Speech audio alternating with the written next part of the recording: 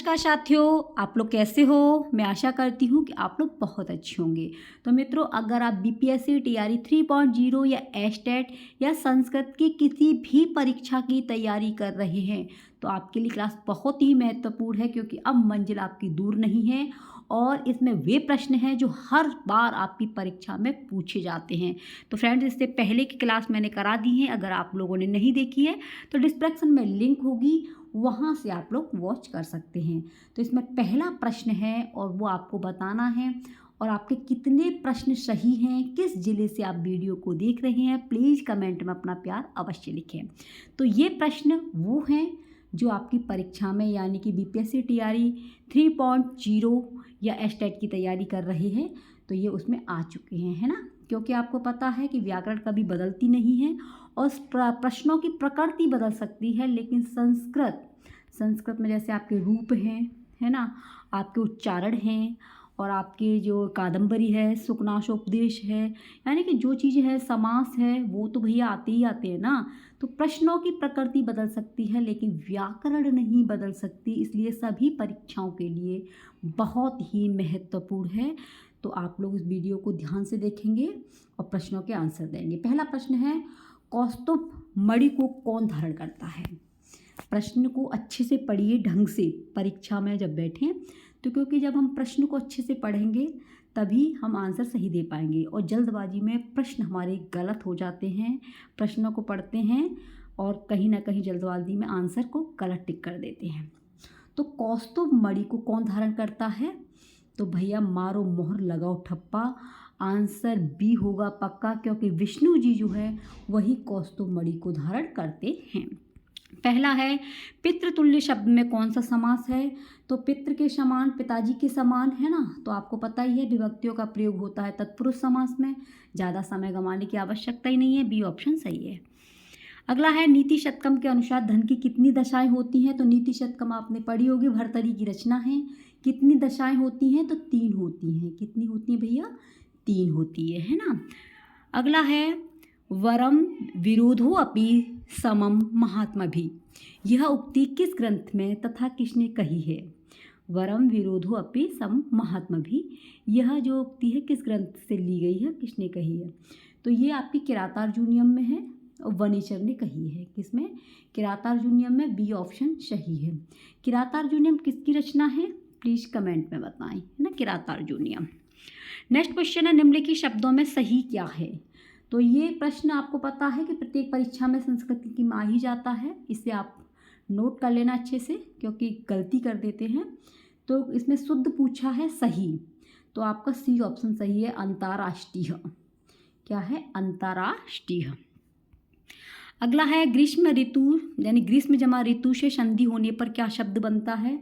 तो ये विच्छेद है आपका, यहाँ पर आपको संधि करनी है। संधि कहते हैं वर्णों के मेल को, विच्छेद कहते हैं तोड़ को। तो यहाँ पर मेल करना है तो ये होगा ग्रीष्म ऋतु। क्या होगा? ग्रीष्म ऋतु। अगर सी ऑप्शन आपने चुना है तो आंसर बिल्कुल राइट है। अगला है, यथामति शब्द में कौन सा समास है? कौन सा भैया? तो पहला पद जिसमें प्रधान होता है वो आपका अव्ययीभाव समास है। कौन सा है? अव्ययीभाव समास, यानी कि ए ऑप्शन। बहुब्रीहि समास में तीसरा पद प्रधान होता है, तीसरे की ओर जो है इशारा करता है। तत्पुरुष समास में विभक्तियां प्रयोग होती हैं और द्वंद्व समास में आपका च का प्रयोग होता है, हाइफल होता है। तो आप लोगों को पता होगा, डिटेल में बताने की आवश्यकता भी नहीं है। तो इसका सही आंसर है अव्ययीभाव। अगला है, कर्म के उक्त होने पर कर्ता में कौन सी विभक्ति होगी? तो भैया देखिए, कर्म के उक्त होने पर जो कर्ता में विभक्ति होती है वो तृतीया होती है। कौन सी होती है? डी ऑप्शन, तृतीया। बलिम याचते वसुधाम, इस वाक्य में बलि में द्वितीय विभक्ति क्यों है? क्यों है? बलिम याचते वसुधाम, बलि गौर कर्म है, बिल्कुल सही है। अपादान की विशेष विवक्षा नहीं अपितु अविवक्षा है, बिल्कुल सही है, अविवक्षा है।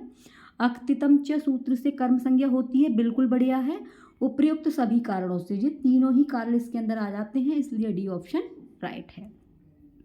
अगला 10वां है, पट धातु लंग लकार। लंग लकार कहते हैं भूतकाल को। किसे कहेंगे?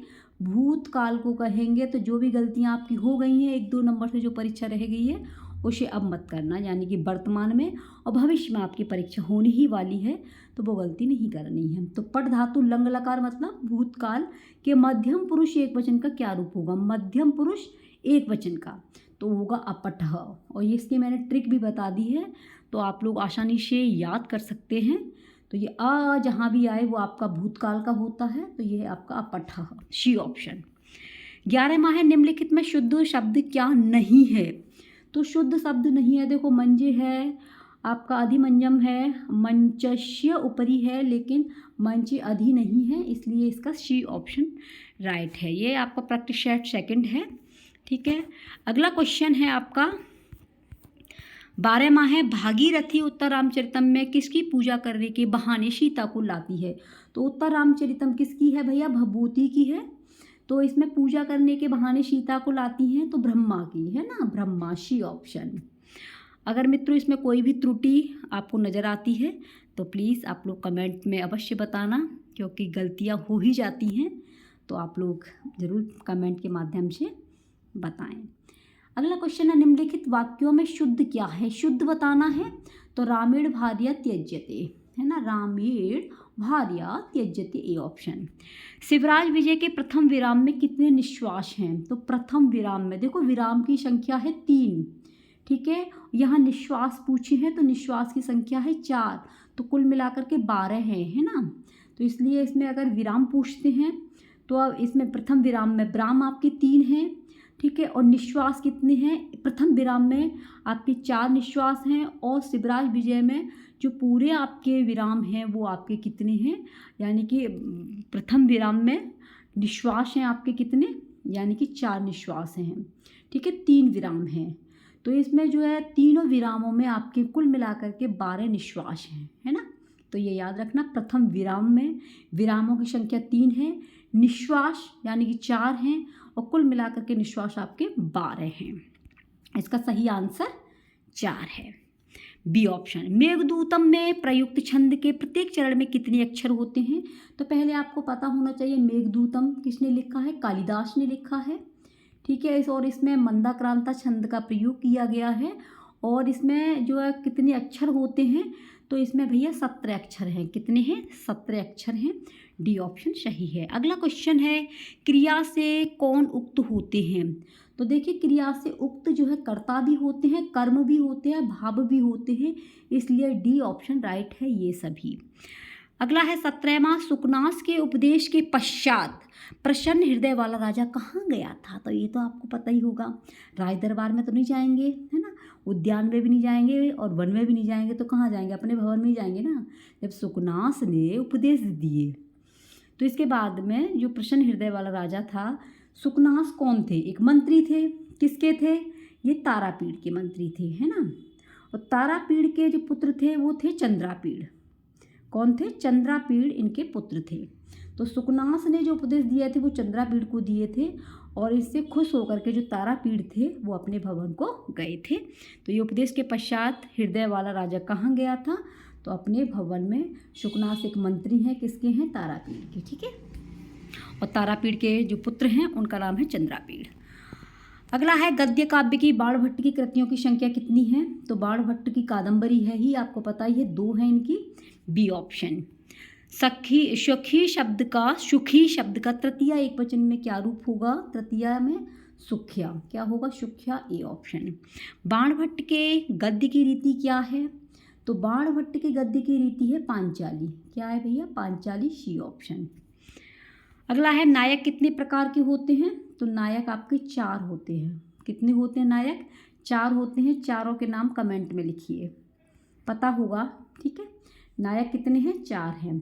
यक्ष के प्रवास की अवधि क्या थी? ये सबको पता है, 1 वर्ष थी, 12 महीने 1 वर्ष, ठीक है। यानी कि 1 वर्ष में 12 महीने होते हैं ना, ये मत सोच लेना कि 1 वर्ष 12 वही बोल रही हैं। 1 वर्ष है और 1 वर्ष में 12 महीने भी आ जाते हैं, तो 12 महीने पूछ लेते हैं तो वो आपका सही है। यक्ष के प्रवास की अवधि 1 वर्ष है। अगला क्वेश्चन है 23वां, अश्मा शब्द का पंचमी एक वचन में क्या रूप होता है? तो पंचमी में बात करें तो मत होगा, बी। नेक्स्ट है माँ ब्रूहि दीनम वचः, यह उक्ति किस ग्रंथ से संबंधित है? यानी कि जो आपको दिखाई दे उसके सामने दीन वचन नहीं बोलने चाहिए, यह उक्ति किस ग्रंथ में है? तो ये नीति शतकम में है। किस में है? नीति शतकम। उत्तर रामचरितम किसकी है? भवभूति की है। किरातार्जुनीयम भारवी की। अभिज्ञान शाकुंतलम आपके कालिदास की है। नीति शतकम आपकी भर्तरी की है, क्योंकि अभी तो आपके सामने ये बुक दे दी हैं किताबों के नाम, तो लेखक के नाम भी आपको पता होना चाहिए। तो ये जो है उक्ति यानी कि ये जो चीज़ कही गई है नीति शतकम में कही गई है, डी ऑप्शन। 25वां प्रश्न है, कादम्बरी निम्नलिखित में से क्या है? तो सबको पता ही होगा, कथा है। निम्नलिखित में सही शब्द क्या है? तो ये देखिए उपर्युक्त, ये सही है, बी उपर्युक्त। श्रव्य काव्य के कितने भेद होते हैं? श्रव्य काव्य सुनने वाले जो काव्य होते हैं उसके कितने भेद हैं? तो भैया 3 भेद हैं, बी। दिव धातु का लोट लकार प्रथम पुरुष के द्विवचन में क्या रूप होता है? तो दिव धातु लोट लकार मतलब आज्ञावाचक काल, इसका होगा दिव्यताम। क्या होगा? दिव्यताम, सी ऑप्शन। 29वां है, उत्तर रामचरितम में लव कुश की जन्म की किस वर्षगांठ का वर्णन है? तो उत्तर रामचरितम में लव कुश की 12वीं, कौन सा? 12वीं का है। अच प्रत्याहार में कितने स्वर होते हैं? तो अच मतलब क्या होता है? स्वर। और अच प्रत्याहार में कितने स्वर हैं? आपके 9 हैं, डी। कृष्णाश्रित में समास है, तो कृष्ण पर आश्रित। कृष्णाश्रित में समास है, कौन सा है?